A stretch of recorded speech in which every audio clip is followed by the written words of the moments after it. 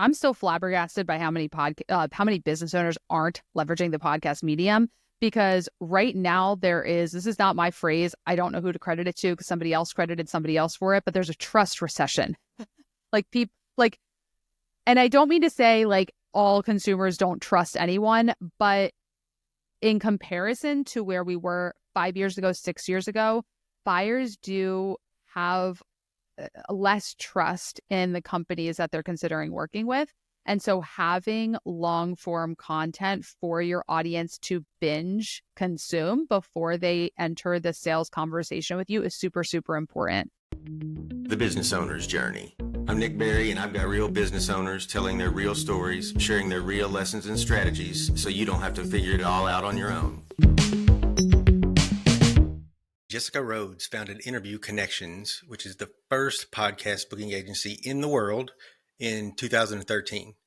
Since then, they have booked over 30,000 podcast interviews for over 800 clients.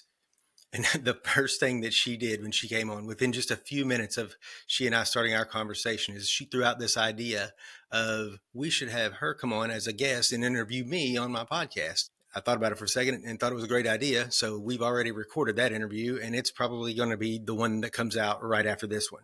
In this episode, she also shares how she found her way from going door to door to starting a business that no one else had even thought of. She dropped a ton of tips for businesses to get the most value out of their podcast guesting. She gave her 3 reasons to be on a podcast, the point of podcasting in the first place, how important getting practice reps in is, and how to close with a strong call to action. Jessica is a great business mind. She is the best at connecting and helping entrepreneurs learn to leverage their podcast. Enjoy the episode. Jessica Rhodes. This is like 2013, right? Yeah. What did you see differently that no one else was seeing? What made your light bulb come on? So I started my business because I wanted to be a stay-at-home mom. That was really the motivation to have an online business. It wasn't like I wanted to have a business in podcasting. That did come, a few months into things, but I wanted to be a stay-at-home mom. I was chatting with you before we started recording how my background is in door-to-door canvassing. Like for 6 years before I started my business, it was like my college job and post-college job was I led a door-to-door canvas. And so I was used to going door to door. And then when I got married and got pregnant, I was like, that's not going to be the lifestyle I want as like a brand new mom is going out and knocking on doors. Like perfect for a college kid, or like a young professional, but not so much as a mom. And so I talked to my parents because my dad's an entrepreneur. He's had an online business since the early 2000s. And he told me I should start a virtual assistant business. I'm like, okay, sure. So my dad said, I'll be your first client. And I'm like, great. Check, first client, done. And easy? I'm like, let's go. And he goes, I mean, if you want me to stay a client, like you have to do a good job. Like I'm going to give you a chance. I'm like, yeah, totally. And so I was reading all of his, like he's written a lot of books about business and marketing, taking his online courses. And one of the things that he asked me to do for him was to book him as a guest on podcasts because he had started a podcast in 2012 and was doing some interviews as a guest on other people's podcasts. And he's like, it was a great way for him to get clients, like get coaching clients and just to build his network without having to always travel. And so he asked me if I would book him, and door-to-door experience. I am not shy about reaching out to people I don't know and asking for something. So I just took that door-to-door experience and applied it to reaching out to podcasters virtually. So I started booking my dad, reaching out to podcasters, emailing them and connecting podcast hosts with podcast guests. And nobody was doing that at the time. Now, Nick, having a podcast, you get pitched all the time, people wanting to be on your show. That was not happening in 2013. Like podcast hosts that I would email with a guest suggestion were like, whoa, who are you? Like nobody had pitched them before. And so as my son was getting a little older, like 3 months old, I'm thinking, I want to I'm learning all about these entrepreneurs and online business and marketing and financial freedom. And I'm like, well, I'm not going to be financially free at a $15 an hour freelance virtual assistant business. So we need another plan here. So I talked to my dad and I was doing a bunch of things for him and some other clients, and podcast booking was the one thing I was doing that people wanted. Like there was a demand for it. Nobody else was doing it. I really enjoyed it. Like I had a knack for it. I loved like matchmaking, because knowing my dad so well and knowing my other clients, I could not only look at the fit of the show, like, oh, your expertise in your show, I could look at their personalities and be like, you guys are really going to get along. So I love like that matchmaking aspect. And so my dad helped me come up with this idea to take that and make a business around this one service I was offering as a VA. And we came up with the idea to call it Interview Connections, because I was literally connecting people for interviews. Got the domain on GoDaddy, and launched the company. September 2013 is when the website went live and started getting clients. And that's really how the business started. Okay. And so an example for the listeners of you demonstrating this matchmaking, like you seeing the opportunities, is, well, I don't know, what were we, maybe 10 minutes into our conversation before we were recording, and she's like, hey, you know what we could do here? I could come on and I could interview you on your show about this topic that you haven't talked about.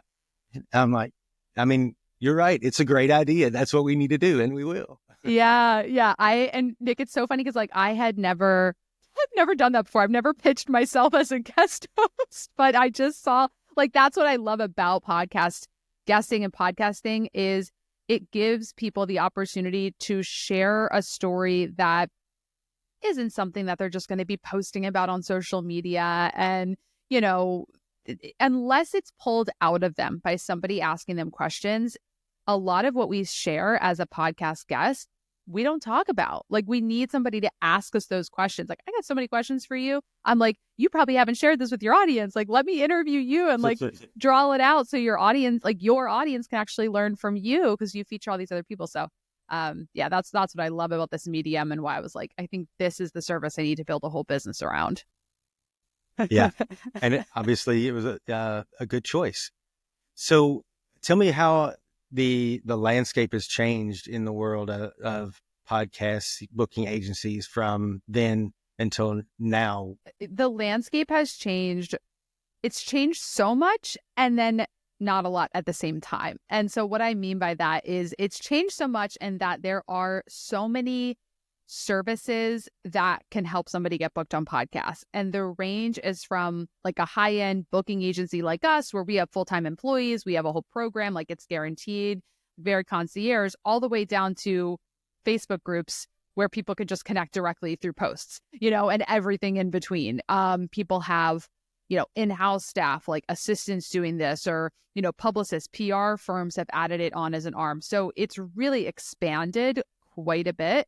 And the reason I say at the same time it hasn't changed a lot is because how you write a pitch, what the one sheet should be, all of that is pretty similar to how it was in 2013. Like the actual method of pitching and booking and identifying who would be a great fit and what podcast interviews sound like, at its core, it's the same. Like I look at YouTube videos I did in 2015, like with tips and tricks on podcasts, and the video quality has changed. I look a little bit younger because it was a while ago, but I'm like, this is good content. Like all the tips that I was sharing back then are still relevant today, even if they're, some of the technology has evolved. Mm-hmm. Yeah, you were onto something, right? Mm-hmm. So you were talking about kind of the scope of potential services that are out there.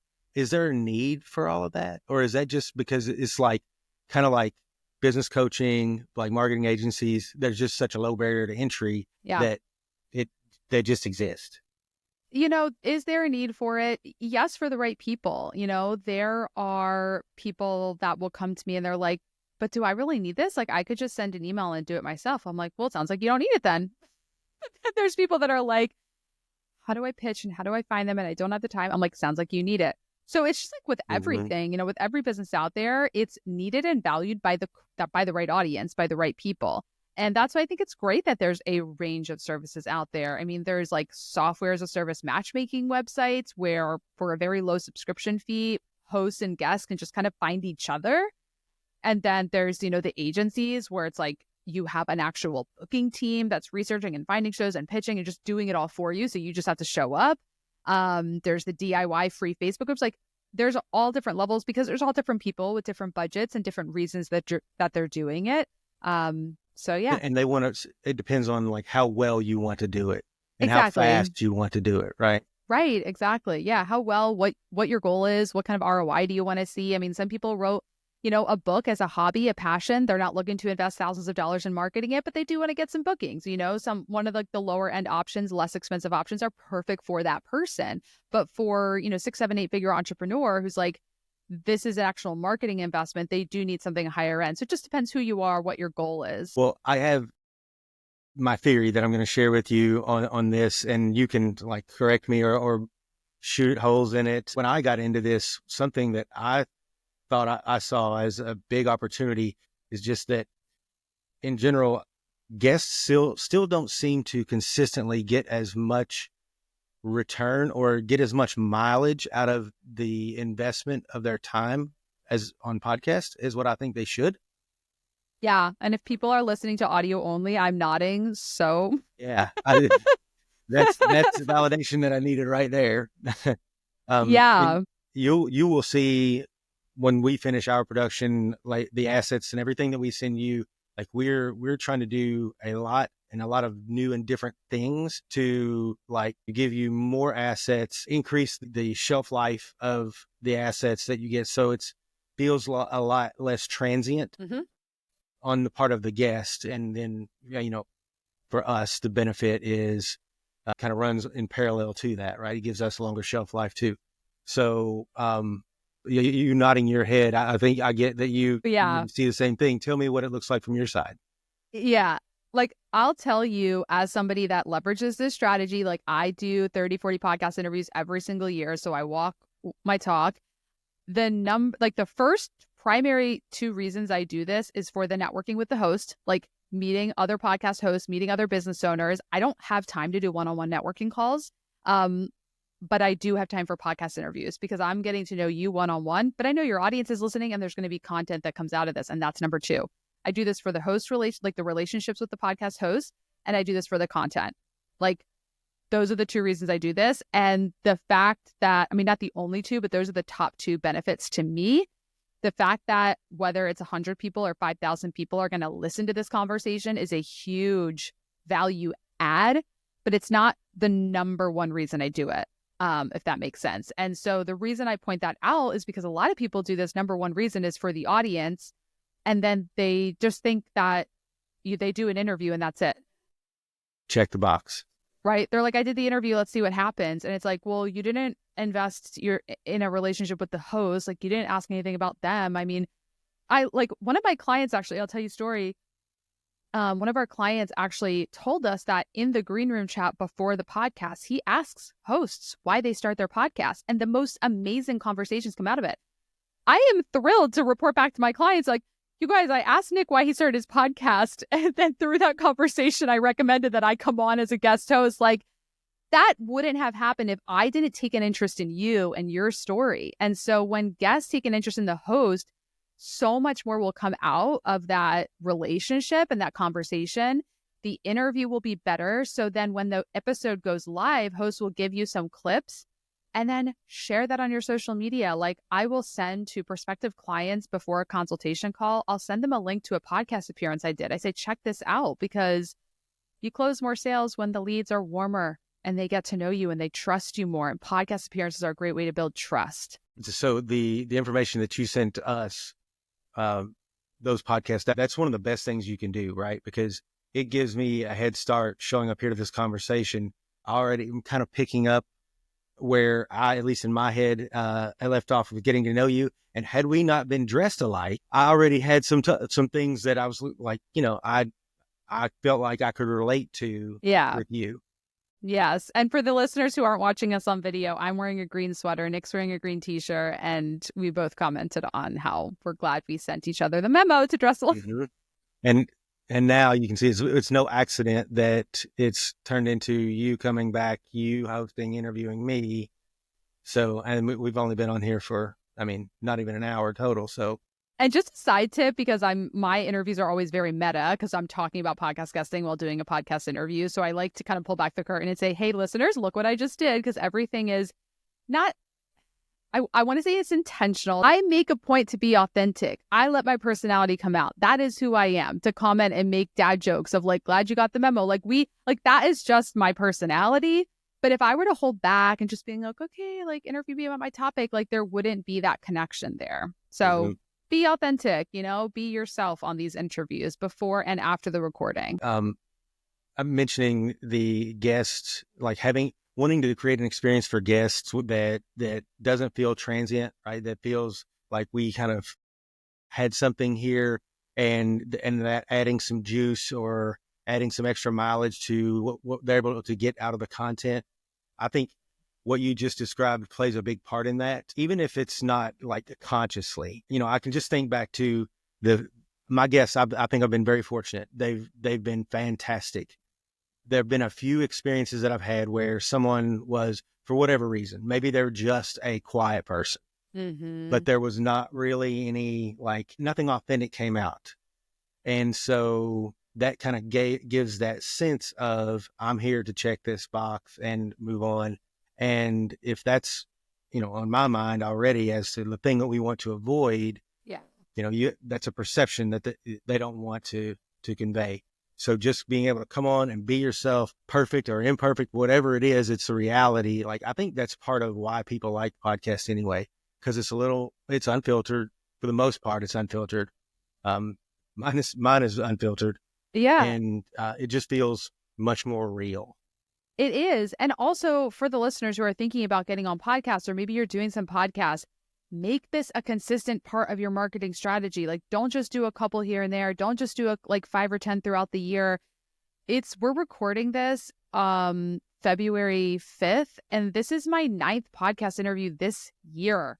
Like, I'm coming in hot. And the fact that this is my 3rd or 4th interview I've done this week alone, like, the gears are all oiled. Like, I am ready to go. Like, I'm not brushing off the dust and remembering how to share my story. Like, I am so much more enthused and outgoing with you because I'm practiced and I do this multiple times every single month.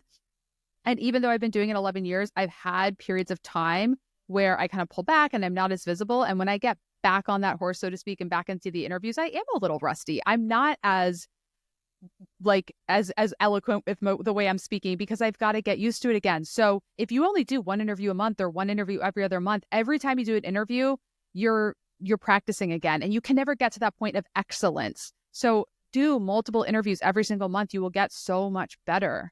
Mm-hmm. Yeah. I mean, it reminds me of something that you learn when you're being taught sales, right? It's like you need to get reps, and sometimes it's going to feel very clunky, but you need to get through that to get it smoothed out. And then if you get away from the reps, you may get rusty again, and you've got to shake that off. You're speaking my language with sales there. Yeah. It's not really something. So, I learned that stuff by force. I wasn't drawn to it, but I learned, I needed to do those things, and the reps were part of it. Yep. So yeah, the practice, I have a sales team, and, we do role plays. We listen back to our calls. I mean, even me, I've got, 15 years of experience in sales, but still, I listen back to my calls. I see where I can get better. I role play, and that applies in everything in business. Is you've got to practice. You have to run, put in the reps, run the drills, and always be going, for better and better. And so many people write off podcasting and podcast guesting, and they just say it didn't work.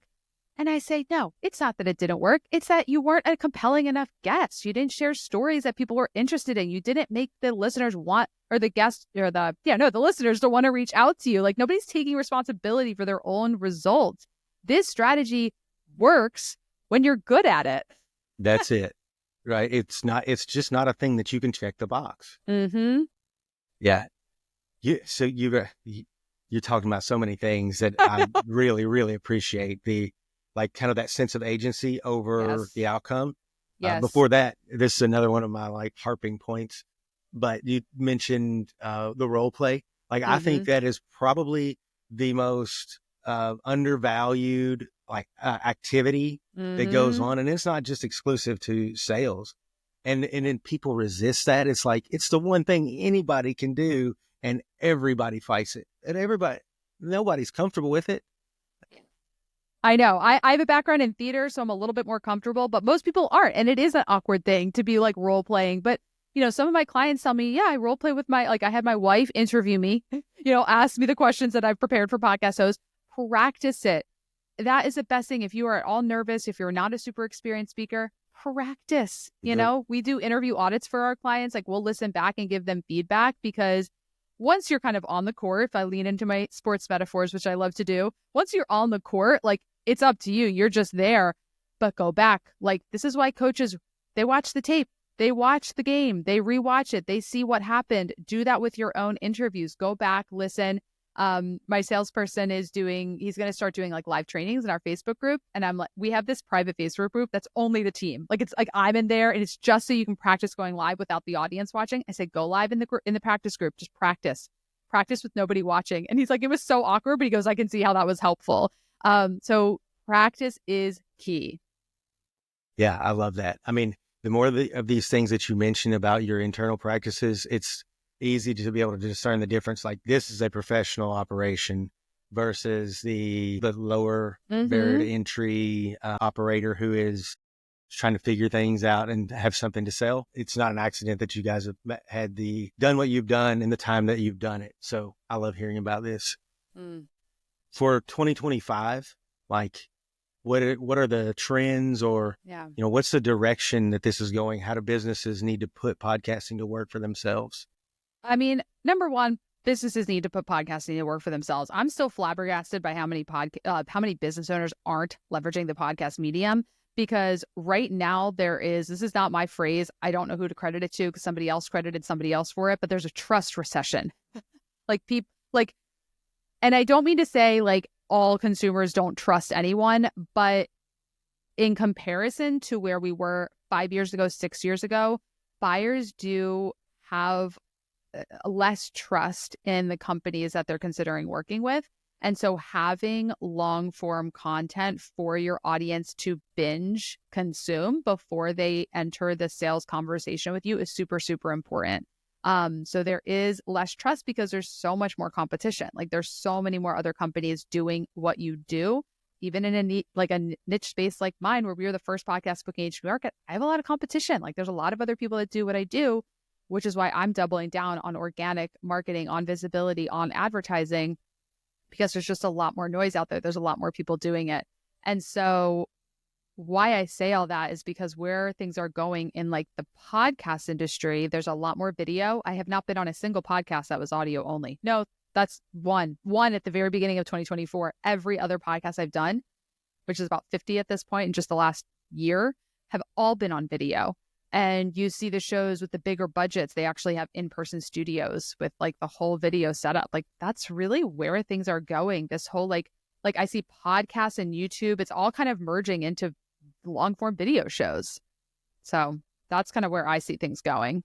And this is another, I guess this is a Nick theory. I think I know where you'll stand on it. Should every business be using a podcast in some way, small businesses anyway, be using a podcast in some way at this point? That's a good question. I mean, I don't know where you stand on this. I'm guessing you think yes, because you have a podcast, but I actually think no. I don't think every business needs to have a podcast. And that may contradict what I just said, because I do think that businesses leveraging long form audio only content is really, really valuable. But the only reason I say no to that is because unless you as an entrepreneur want to have a podcast or you have a team member who is dedicated to having that podcast, it's not going to be effective if it's not getting published consistently, if whoever is hosting it isn't interested in the content. Like people don't really want to listen to podcasts that there's not a genuine interest in the content that's being talked about. Now, that being said, you can have a very intentional podcast just for your marketing funnel where you are just interviewing guests who you see as prospective clients. And it doesn't matter how many people are listening, but it's really designed to be a networking tool. That can work. But again, it's still going to be work to produce and to create, and you got to stay on top of it. So if the business is really committed to it, yes, it can do a lot for your brand and your authority, but it can also do the opposite if you have it, but don't do it well. Mm-hmm. It's like if you're doing it randomly rather than as a part of a strategy, it's just like anything else, right? The wrong tactic shoehorned into a strategy where it doesn't fit it's not going to work. The thing and everything that you said makes sense. So I think I probably still am going to stop short of saying that all small businesses should be leveraging it somehow. But the angle that has become more apparent to me since I've been doing my podcast is I have consult with a few small businesses who are working through iterating on their messaging, trying to like get their position really smoothed out, and it's getting reps.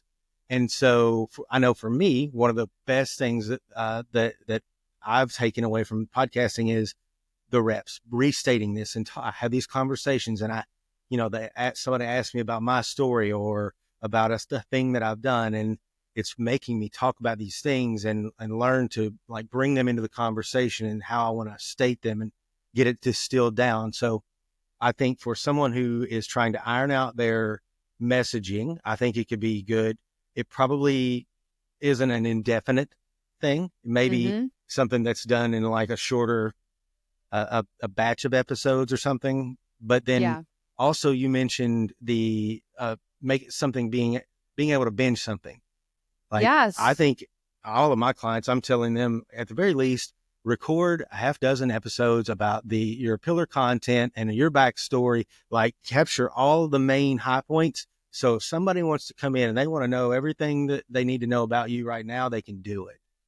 Yes. Give people an opportunity to listen to you. Like for example, if I'm seeking information about a specific topic where I know there's subject matter experts in it, I'm going to be looking for that. And I'll just give you the example. I'm like dancing around it. But so I am researching a lot about ADHD because we think my daughter has it. And so I'm like on the hunt. I'm like, I know there's experts in this, right? There's parenting coaches, there's psychiatrists, there's people that have written books about it. And so I'm researching all around. And for example, somebody in my mastermind group said, you should connect with this person. She's one of my clients. Like, this is her whole thing. And so I go to her Instagram, and I haven't done a deep dive yet, but there's like a lot of quote graphics and little reels. But if I really am going to consider working with a coach on something, I want to be able to hear them speak. I will never hire a coach if I don't either know them or have seen them speak in a long form content, gone to a whole masterclass or heard them be interviewed. And I saw the same thing a couple of years ago when I was researching like fitness trainers, those that people told me about, if they hadn't been doing podcasts, like if I couldn't find them on Spotify or Apple, I'm out of there. Like, I'm not going to try to learn about you. Like, you need to make it easy for me to learn about you. My background being in the fitness world, I know what you're talking about. There are a lot of very skilled, very knowledgeable, talented, absolutely worthy service providers who are kind of hidden and not. They built their business on referrals alone. And so in the case of you being referred to them, great. But otherwise, you're not going to find them and you're not going to see their credibility for what it really is because they haven't put anything else out there. They haven't had to, I guess, but that doesn't last forever. I talk to people all the time who are like, I've grown by word of mouth and referral, and now I need to expand. And I'm like, yeah, you need to expand because if you're probably losing sales from referrals of people that just aren't going to take the next step. Like, sure, people said, oh yeah, this is my trainer. I love them. They're amazing. They changed my life. I lost all this weight. I'm so much stronger. But I'm not going to book a call with them. Like, I don't really book sales calls with people unless I'm like pretty sure I'm going to work with them. Like, because I just don't want to enter someone's sales funnel unless I'm pretty certain. So even when people are like, oh, just book a call with them, I'm like, no, I hate when people waste my time if they don't intend on working with me. So I'm only going to book a call if I know that if I'm in the buyer mode. Before that, give me a podcast to listen to. Like, that was the first question I asked you. Have you done any podcasts about that? Because I want to go listen. So like that, and that's how so many consumers are. They want to be able to consume and do their own research before they enter this conversation, where then there's going to be follow-up emails. And I don't want to waste people's time. Let me learn about you through a podcast before having a conversation. And no matter who you are, if you're not willing to put something out there for people to be able to go through and qualify themselves, they're not going to come beat your door down and take it from you. They're going to go find somebody else who was willing to do it, right? Yes, you have to make it easy for people to learn about you. Like, that is the point of podcasts and podcast guesting. The goal is to make it easy for the market to find you, make it easy for the market to get to know you, make it easy for your prospective clients to choose you. Like, you have to make it easy. Life is hard enough. Don't make people work to give you money. It shouldn't have to be said, but it does. I know.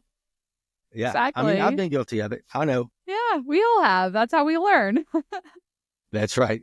What role does the host play, or can the host play? Like I'm looking at you as an advocate for the guests, and a very good one.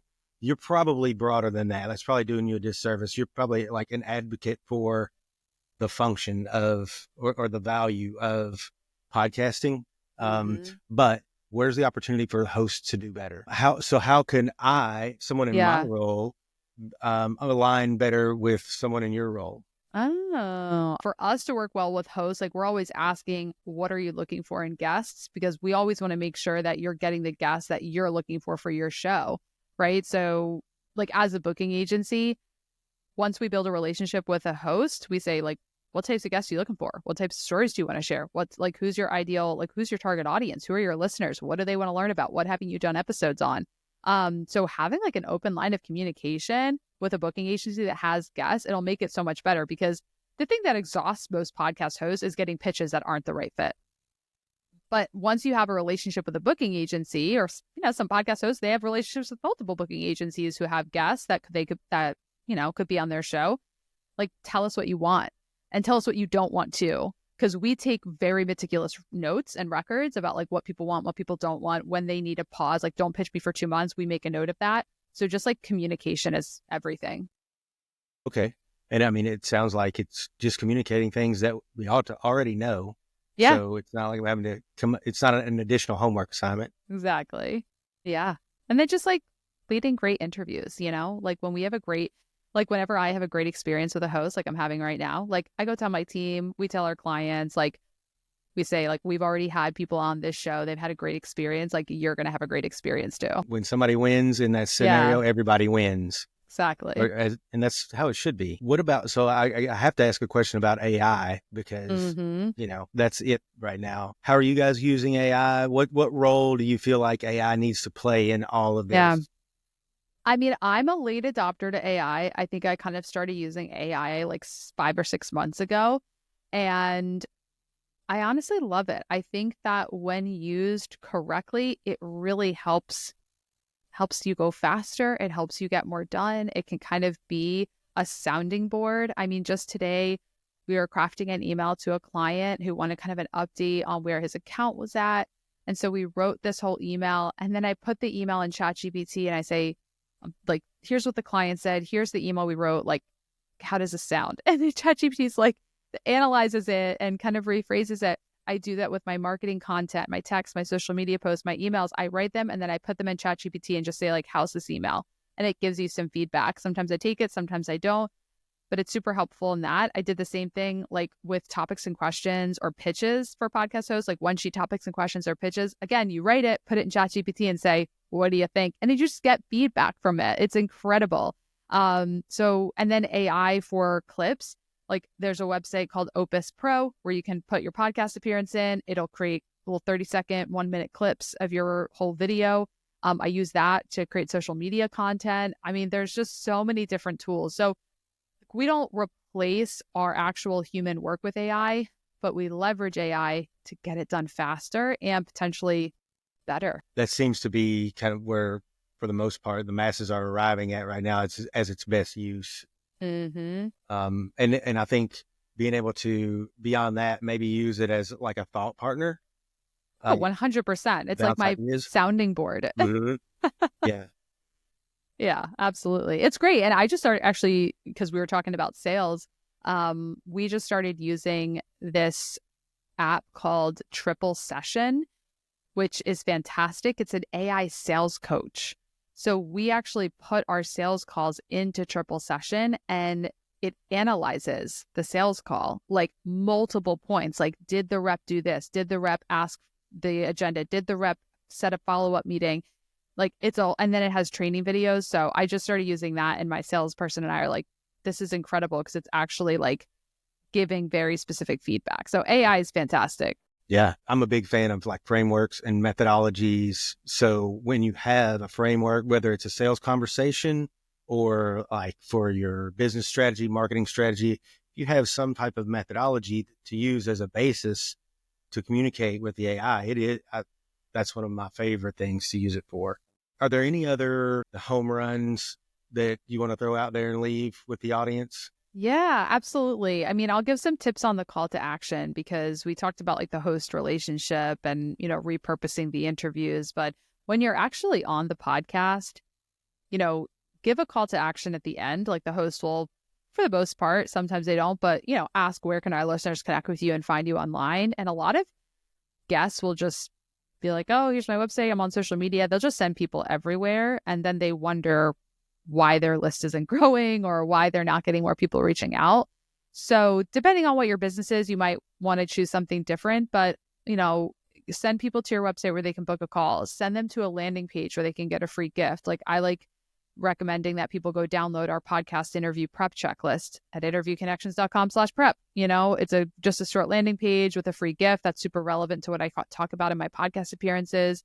And so that's a really good way to grow your email list when you're guesting, is to give people a specific next step, because if you don't do that, you're going to do interviews, you'll build relationships with hosts, you'll get content, but you'll miss out on the audience growth that can happen when you give a specific call to action. Mm-hmm. Yeah. And you can to do it as naturally as you just did it, even if the host is going to do it as well, that's great. I wouldn't assume that they're going to do it. It definitely doesn't hurt anything for you to do it and them to do it. Yeah, exactly. And you don't want it to be salesy. You don't want it to be, anything that's paid. It's just like, hey, if you liked what we talked about, like I've got this free gift, you can go get it here. Like super simple. Yeah. Value forward. I love it. Yeah. Well, Jessica, thank you. This is awesome. I appreciate you taking the time and jumping on. I'm definitely going to take you up on you coming back, and we'll do this again. Let's do it. I'm excited. Thank you so much for listening. If you found the show valuable, you can say thanks and show your support simply by taking a quick second to like, share, and comment on the show. You can also find more information about each of my guests, all of the resources from the show, and myself at nickberry.info/TBOJ.